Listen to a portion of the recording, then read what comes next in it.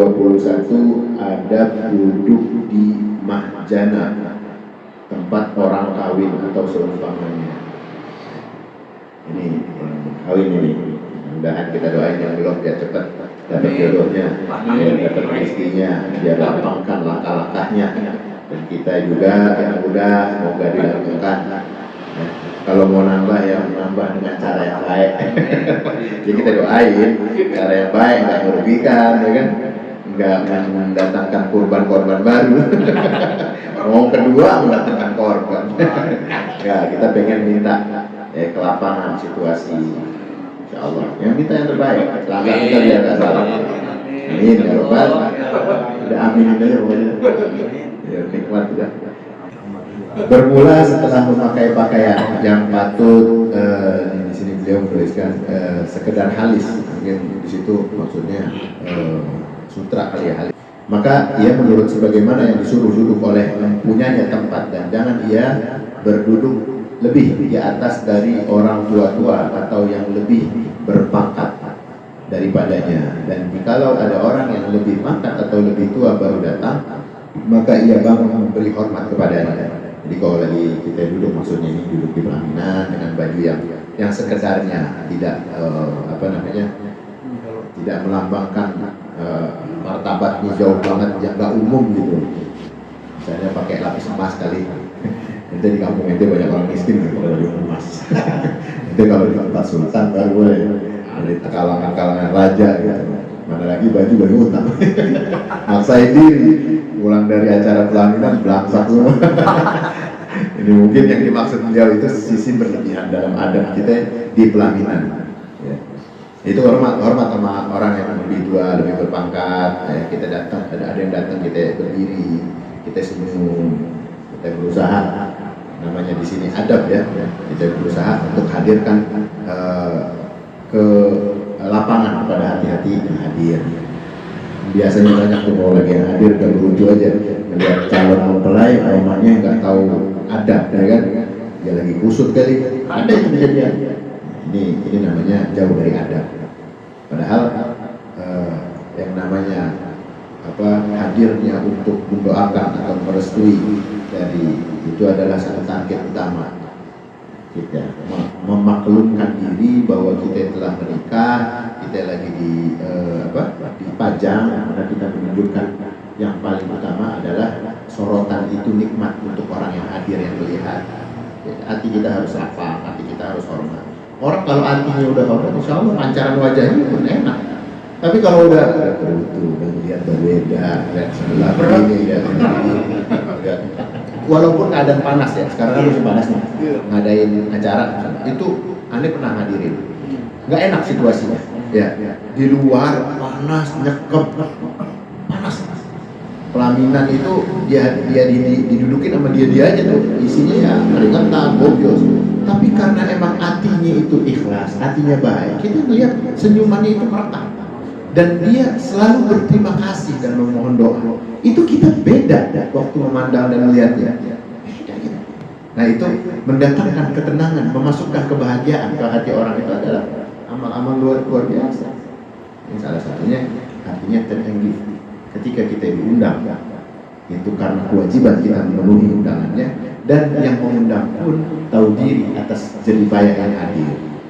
Ya si tuan rumah, ya kan, yang mempelai begitu. Ini pengajian atau bab ini untuk orang-orang yang belum nikah. Jadi besok kalau lagi dipajang, tahu diri. Kita betul-betul harus bisa menumpahkan. Ya kalau kita merasa udah nikah besok mau dipajang lagi, silakan. Begitu kita punya iklan gitu, kita harus mengiklankan diri kita. Kalau mau dipajang lagi ya apa-apa. Yang datang kan kita juga.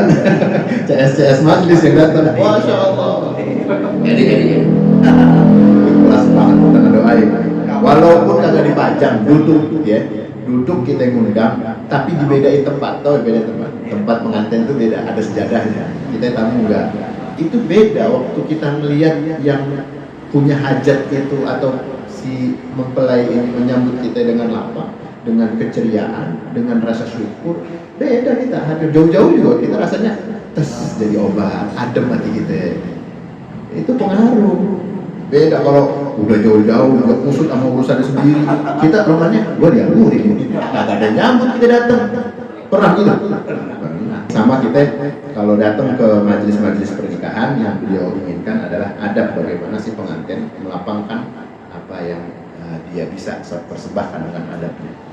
Dan sebagian lagi jika waktu makan maka jangan beriak, apa tuh, berdahak, teriak, apa, banyak ingus di sini juga, atau banyak ingus, melainkan jika terpaksa. Maka dengan bersembunyi-sembunyi saja dan jangan melihat mulut orang lagi makan, jangan memandang suapannya, jangan gigit suatu makanan kemudian dibalikkan atau dilepehin lah bahasa kita itu. Nah, di tempat yang kembali, dan jangan dibalikkan ke piring setinggi suapan, dan jangan membesarkan suapan, dan jangan merogoh, apa itu? Apa maksudnya merogoh? Barang yang disendok, dan jangan juga membawa cerita keji atau jual yang bikin jijik lah bahasanya mungkin dia maksud. Ini adab nih kalau kita apa lagi yang beliau saya tahu lagi makan, jangan sampai ngeliatin orang makan apaan, sampai melototi ngeliatin. Ada orang-orang yang emang tanpa sadar, mungkin pandangannya kosong. Emang orang yang matanya kena bola matanya itu terpandang sama dia, kan tensi juga. Ada salah apa nih? Kali nyalain suap kan? Yang tadinya kudu pakai sendok dipakai garpu gitu kan? Dilihatin aja tuh. Kenapa? Apa lauknya nggak banyak? Padahal yang mandang ini lagi kosong. Kan salah paham. Tapi karena bola matanya menuju ke dia, pernah kejadian? Sering kita salah paham jadinya. Nah ini bagian dari adab. Yang hadir juga begitu. Ini adab hadir dalam pernikahan.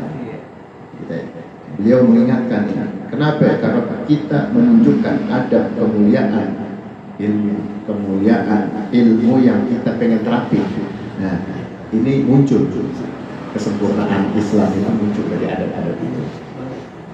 Jadi beliau juga jangan sampai kita mengeluarkan bunyi yang nggak senonoh ya, nggak sopan. Kayak dia tahu kan kalau ada yang lagi pengen musab lagi banyak yang makan, biar enak dikit gitu. Nuansanya jangan pakai bunyi jauhan kayak dikit. Ini kadang kita nggak ngomong, tapi itu terjadi. Kita nggak ngomong, hati kita yang dongkol. Ya Allah, ada orang yang pengen lagi makan, giliran makan yang kuahnya rada-rada blender. Kuah rada blender di sebelah lagi rusut. Wah, ya Allah, ini kan nggak nafsu gue melihat makanannya. Jadi begitu, ini adab kita. Kalau aja itu terjadi di sekeliling kita itu, ingetin kalau dia orang dekat. Nanti yang di sini banyak dengeran orang. Ya. Ingetin kalau itu masih terjangkau kita. Kalau enggak, ya kitanya menghindar. Kita doain deh. Ya, dia tahu ilmunya, adabnya. Bersin juga begitu. Ada orang bersin. Adabnya bersin itu kan sebenarnya bersin itu rahmat dari Allah. Ya. Makanya disuruh seperti ini. Suruh membalas dengan doa yang lebih baik. Tapi kalau nuansa bersin itu sampai mengganggu orang, itu ada. Sebisa mungkin, ini kita belajar ada. Walaupun kebiasaan kita itu pertama ya, alam jahiliyah kita dulu kebiasaan itu. Ini pas masa-masa kita punya ilmu, kita punya apa? Usahain tutup. Kita lagi ngomong nggak tahu kan, sebelah lagi cerita penting. Coba deh. Nggak enak dengernya. Cerita kepotong gara-gara ngebersin yang dibuat-buat sebenarnya bisa ditutup. Meredam suara keras itu bisa ditutup. Tunjukin rasa malu. Ulama itu lagi ngajar batuk aja ditutup. Enggak dikerasin karena nunjukin ada. Walaupun ya hak beliau sebagai guru, sebagai hak beliau.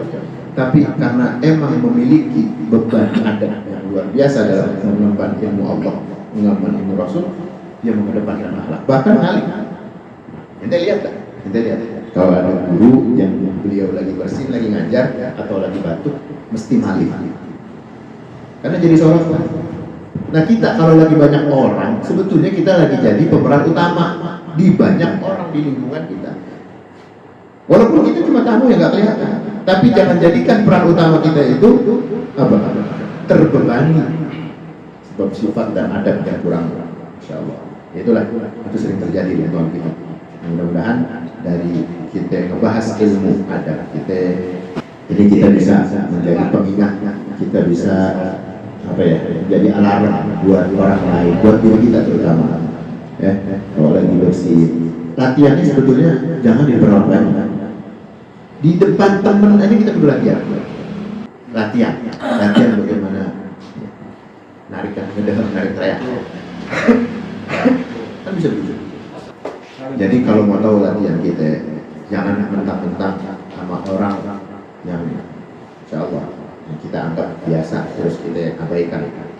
Latihan dengan adab yang paling dekat, yaitu orang terdekat. Apalagi kalau kita menjaga sama hal-hal yang sifatnya terbiasa, itu insya Allah yang luar biasa itu akan jauh lebih kita perhatian. Artinya sama temen aja kita begitu, apalagi sama orang lain. Nanti ente bakal terasa sama orang di sekeliling ente, orang-orang yang di luar dari jangkauan ente yang ada hadir di sebelah ente bakal terbiasa. Jadi mulai sama orang terdekat, latihan ini hormatin, jaga adab diri kita. Insya Allah kesempurnaan adab itu kita berusaha, Allah akan tuliskan pahala pada kita. Jadi kalau udah ada orang lain, Rasulullah SAW itu tidak mengemban satu amanat yang paling mulia kecuali dengan menyempurnakan akhlak, adabnya itu. Kemuliaan agama dimulai dari adabnya, dan tidak dirasakan sedikit pun sama orang dekat kejanggalan daripada adabnya beliau. Nggak pernah sedikit. Bayangin orang yang selalu sahabat yang selalu di sekelilingnya tidak merasakan nilai-nilai di luar daripada normal. Ini salah satu yang membuat kita itu menjaga, apalagi dalam majelis, jaga ada apa. Jangan mentang-mentang tuaan, senioran, hilang adabnya. Datang ya seronok boy, ngomong kencang, lagi majelis nih, lagi ngomong, lagi perlu ada fokus. Itu mungkin bisa diperbaiki dengan cara-cara kita memulai kitab ini, kita membuka dikit-dikit diperbaiki. Yang sekiranya itu mengganggu teman kita, rem dikit, apalagi yang sifatnya tadi tuh itu bilang reak apa gitu. Kalau udah kita membiasakan diri, insya Allah nanti di hadapan orang yang jauh lebih besar kita akan terbiasa. Beliau ini memperhatikan banget detail, sedetail itu. Apalagi yang aib ya, kalau sampai kentut, kalau sampai ngupil depan orang apa, itu harus sebenarnya ya, walaupun itu hak dia, cuma kalau dilihat sama orang yang bukan orang dekat, jijik sebenarnya. Ngebuang reak aja kita lihat di tempat mana, ya kan? Kalaupun yang di tempat dilalui orang kita gosok sama kaki lagi, jangan gitu. Itu ngelihat beban aja, orang walaupun nggak ngelihat ente bereak tadi, tapi ngelihat bekasnya, jijik. Dan itu ada jariahnya di laluan umum. Apalagi kalau dia sampai bukunya, HP-nya kejatuh, lempongan lagi, ya apa, maki-maki dia. Kalau di tembok, kalau di pojok, di jalanan begini, kita mulai dari hal-hal yang kelihatannya remeh, tapi itu mendatangkan ibadah, itu mendatangkan adab mulia. Hal-hal kecil gini kan adanya dalam pembahasan, bukan di tablik, pembahasan kita detail-detail gitu. Dan ini akan menata bagaimana adab kita di sekeliling kita. Nata diri. Jangan sampai kita mau latihan, kok sama orang dekat nggak mau mulai. Latihan itu bukan sama orang banyak. Latihan sama diri kita yang orang dekat dulu. Sama anak bini dah. Kita coba latihan. Pasal yang ke-22, adab dua laki istri. Ya, bahas laki bini. Ini pembahasannya sebenarnya perlu lebih panjang lagi. Ya, laki bini. Kalau udah bareng tuh udah luar biasa, ada banyak banget adab yang sama-sama perlu dijaga. Tapi ini kita ringkas, kita singkat karena yang ada kita sendiri. Kalau untuk pernikahan, untuk udah bergaul, karena ini ringkas ya sekelebatan, namun insya Allah dapat menjabarkan lebih luas. Bermula hak istri atas suami yaitu mas kawin, ya. Pakaian, kain, baju, kediaman, sekaligus dengan sekedar layaknya pada suami dan hal istri, pada suami pula kebaikan perangai istri. Adapun hak suami atas istri bermula daripada itu wajib atas istri bahwa ia menuruti kemauan suaminya dengan patut dan syarak dan pada ya, artinya sesuai dengan adab dan menyenangkan hatinya dan memelihara akan diri daripada barang yang dibenci oleh suami yang patut pada syarat pula memelihara akan segala barang yang diserahkan oleh suami kepadanya daripada perabot rumah tangga atau lainnya. Dan juga jangan sampai istri pergi keluar rumah melainkan dengan izin pada suaminya. Wajib istri pula membaikkan perangai bagi suami. Adapun perkara masak-masak atau menyuci, maka tiada wajib atas istri melainkan dengan sukanya istri sendiri jua adanya. Maksudnya ini karena emang pembahasannya ringkas, ya kita ringkas juga untuk merangin nih. Jadi pertama nafkah itu menjadi kewajiban. Mas kawin itu udah menjadi hak siapa? Hak istri. Ya, mas kawin itu udah jadi hak istri, itu jangan sembarangan pakai mas kawin istri. Ini gue pakai dulu, harus rito artinya. Makanya banyak urusan bantet gara-gara pakai mas kawin itu untuk modal tapi tanpa minta rito. Itu punya dia loh. Itu kekayaannya dia. Ini harus minta rito. Ini jangan mentang-mentang aku dulu ketemu suami, aku udah lah. Ada hak yang tidak boleh kita langkahi adalah haknya istri, tidak boleh dilangkahi. Itu haknya dia. Ingat status mahar itu beda. Mas kawinnya upahnya dulu ya.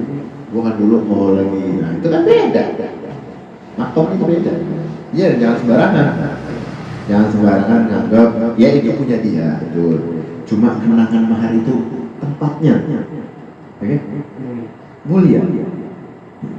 Kalau bisa ente tambahin, kalau bisa ente kembangin, kalau bisa ente jaga, kalau bisa ente rawat baik-baik, ente muliain dia. Karena dia punya anak juga, dia punya kasih sayang. Padahal kalau kita betul-betul ngejaga, dia jauh lebih menjaga diri kita. Artinya ini jangan sembarangan. Kalau dia memberikan dengan keikhlasan, kemuliaan, doa dan harapan, beda lagi. Biar kata jiwanya, jangan maharnya, jiwanya buat ente. Itu. Cuma kita yang mentang-mentang laki ini merasa semuanya menyemangat, waduh imam di atas imam, ya kan, wakilnya Tuhan. Kalau aja sujud boleh ke suami kan, udah pakai dalil itu aja, habis udah bini apa aja kita kagak. Gitu. Mau kentut, mau mendengar, mau teriak di depan dia, gak ada urusan. Dia udah wakil Tuhan kan, itu juga kali. Ini lagu-lagunya, nggak boleh gitu. Dia masih memiliki kehormatan, kemuliaan. Kita jaga kehormatan, maka akan timbul kehormatan, kemuliaan lagi. Itu harapannya. Allah titipkan kasih sayang kepada orang di sekeliling kita untuk menimbulkan kasih sayang Allah untuk kita dari dia. Itu sebenarnya kita can give. Kita udah ngasih sama orang dekat. Sebenarnya kita ingatnya sama Allah. Makanya jadi peringatan sama orang-orang yang dia ini orang pengen nikah ya. Itu peringatannya atau orang yang udah nikah yang udah lama. Kita kalau lagi mau ngabdi sama keluarga, ngabdi sama suami, ngabdi sama istri, ingat bukan sama orangnya, tapi ingat sama perintah Allah. Ingat sama yang ngasih ente punya ruh, ente punya kesempatan, rezeki, cuaca, udara, kekayaan, akal. Ente lihat itu, ente insya Allah bakal mudah untuk ikhlas. Tapi kalau ente lihat orangnya yang ada, iblis selalu mengganggu dengan nilai-nilai kekurangan dan keminiman. Minim, gua malu sama lu, gua bosan udah. Karena iblis, ente berkiblat kepada orangnya, iblis yang masuk. Iblis gampang akhirnya berkecok, cekcok lagi, gelut, berantem. Makanya kalau adat kok menyalahi syarak, ini kan tadi bahas. Syarak itu satu syariat yang mendatangkan kesempurnaan rukun itu berjalan dalam kehidupan. Tapi adat itu belum tentu, bisa jadi berlawanan. Gitu. Ya, jangan kita terjebak sama situasi itu. Kalau tidak menyalahi, maksudnya tidak menyalahi syarat rukun sahnya. Kalau nggak nyalahi, tak ada masalah. Habis itu cuap-cuap di belakang, ini mah mahar gua ya. Nah, ya. Padahal pas lagi menjalani syariatnya, dia tidak begitu. Dia mengikuti aturan agama. Habis di luar itu dia mau ngata apa terserah. Kan gitu. Iya. Ada orang yang mau jubrit nih, nggak apa-apa dia mau jubrit, nah. Sholat kok mau ngikutin kita. Tapi cara saya, iya silakan ente mau dalam keadaan apa ente anggap baik, tapi bukan disyariatkan buat ente sendiri. Jangan ente ngomong habis itu, oh ini ajaran yang jauh lebih diterima lagi, padahal agak ada tuntunannya. Nah itu namanya bid'ah.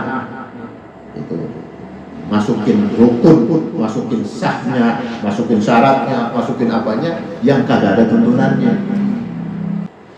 Jadi di dalam riwayat mengatakan malaisa minhu fahuwa rad, maka kalau ada sesuatu yang tidak datang daripada kami dalam syariat maka harus kita tolak. Ya, itu namanya bid'ah. Ini harus kita tolak.